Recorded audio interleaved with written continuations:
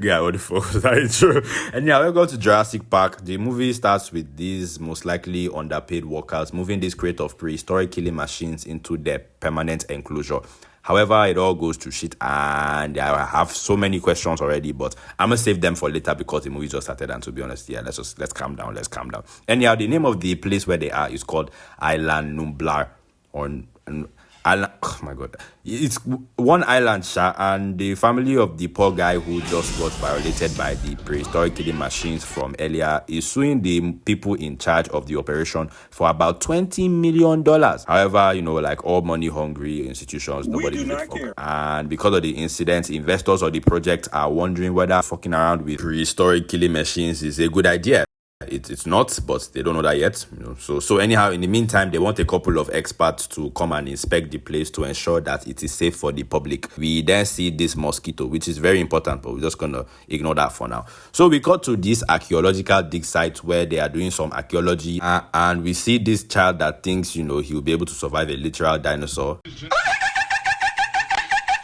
Nigga, your fat ass ain't surviving shit, man. Anyhow, we're introduced to this guy called Dr. Grant. He's the main character and the lead archaeologist of this whole archaeology thingy. And he somehow knows the hunting methods and behaviors of dinosaurs just from their bones. It's the biggest piece of dog shit, but I don't care. And anyhow, he's talking to this woman who is also his girlfriend called Dr. Sattler, and they're visited by this rich guy called Mr. John Hammond, who invites them to that place from earlier so that they can do the inspection that we talked about and give him a good review. And it's being super ominous the entire time about what they're actually doing on that island, but thanks to some good old bribery and corruption, they agree to go and check the place out.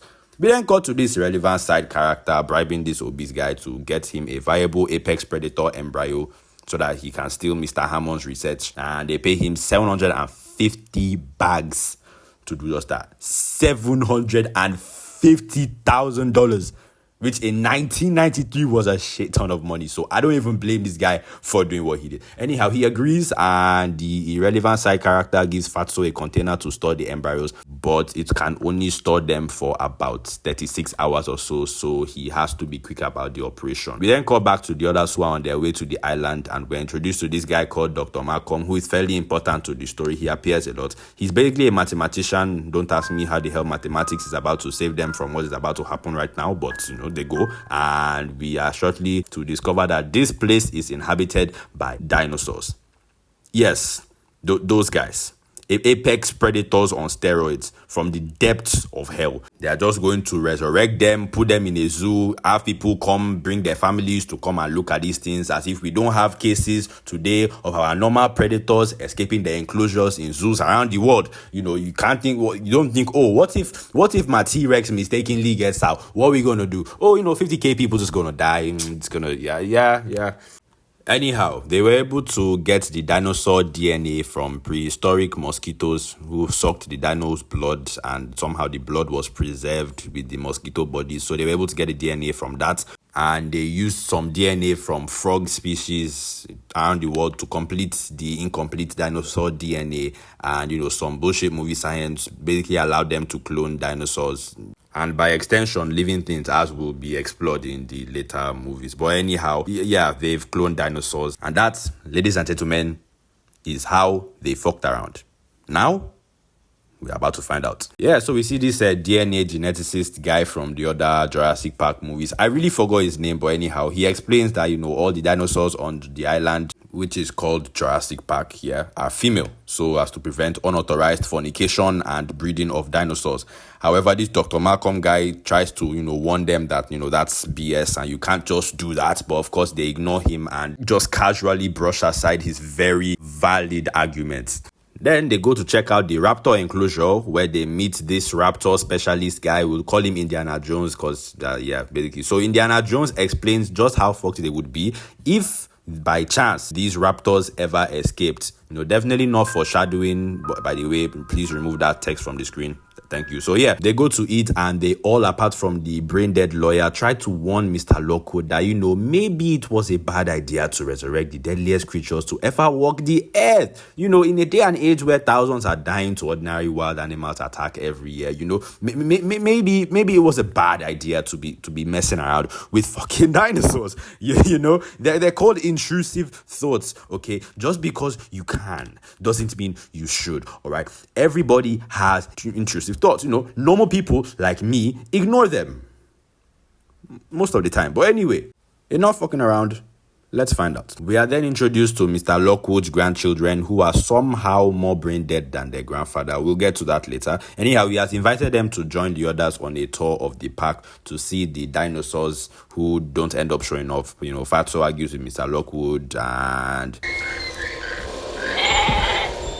He's gonna eat the goat? No, it will not eat the goat. It will fuck the goats. Yes. Did he dinosaur? Dumbass. Anyhow, on the way on the tour, they see a sick dinosaur. Fatso does some ominous coding stuff, and Dr. Sattler decides to stay behind to help with the sick dino as a tropical storm hits the island, so they have to go back to the main crib.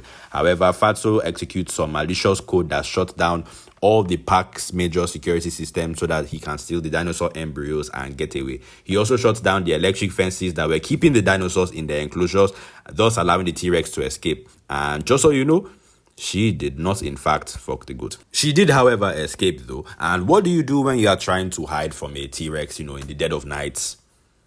Just turn a whole ass flashlight on. No, please tell me what the hell are you looking for in this situation? No, I'm actually curious. What was the goal? What was the reason? Why? Of all the things, why did you turn on that? She wasn't even looking your way.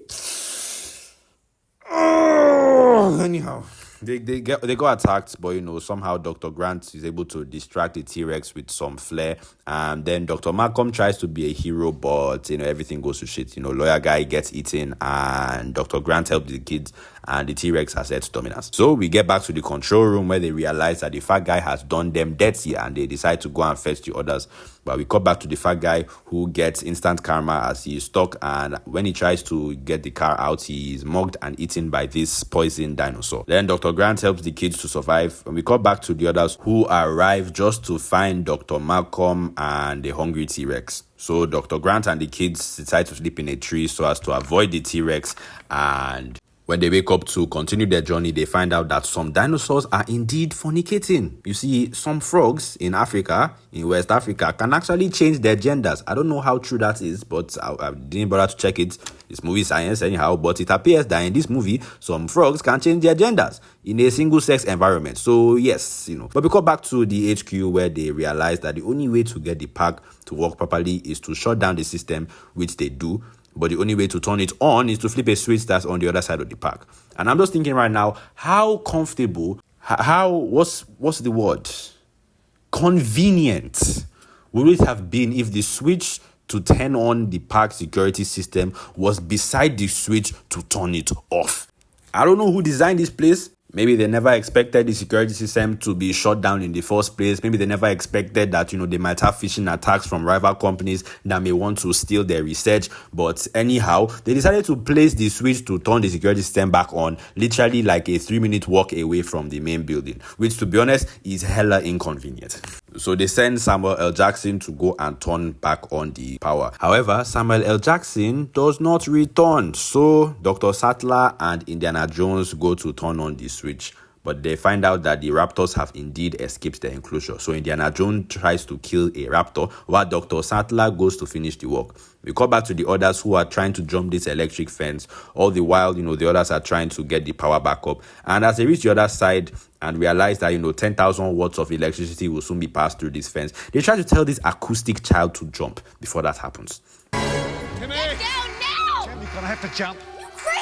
I'm not gonna jump! Yeah, I cannot be the only one who literally saw the sign saying danger 10,000 volts like a couple minutes ago. But if you want to be air fried alive, pick your poison, I beg. I don't even. You do your own thing, all right? Do your own thing. Anyhow, they're able to turn the power back on, and the woman gets chased by a raptor. And R.I.P. Samuel L. Jackson and Indiana Jones And then somehow, despite 10,000 watts of electricity being conducted through this child's body, he somehow survives. Bullshit. But anyhow, they make it back to HQ. Dr. Grant is able to reunite with his girlfriend while he leaves the kids to eat. However, a raptor has found its way into the compound, and these things can actually open doors. Shit, man. Now, this whole kitchen scene right here was just straight nightmare fuel. I remember the first time I watched this movie as a kid. Guy, I was afraid. Like, this is prime cinema, peak cinema right here. I ain't gonna lie. But anyhow, they managed to kill one raptor and they escape with their lives. However, the other raptor follows them, and don't know why this kid couldn't literally get the gun and help them kill the raptor right here. But okay, so they're able to get the phones back up and they can call a helicopter to help them escape. So some more nightmare fuel later, and they're being cornered by two raptors. However, the T-Rex comes and inadvertently saves their life. The king is back. So they're able to escape, get off the island, and that is where the movie ends. Moral of the story: fuck around and find out.